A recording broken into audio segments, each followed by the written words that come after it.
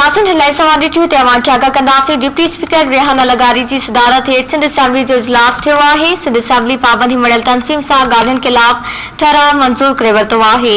पाबंदी मिलियल तनसीम सां ॻाल्हियुनि खिलाफ ठहराव सिहत बाबति पार्लियामानी सेक्रेटरी कासिम सुमरो पेश कयो।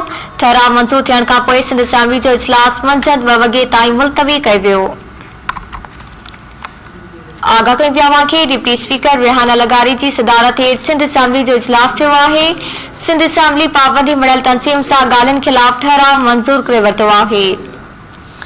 पाबंदी मिलियल तनसीम सां ॻाल्हियुनि खिलाफ ठहराव सिहत बाबति पार्लियामानी सेक्रेटरी कासिम सुमरो पेश कयो।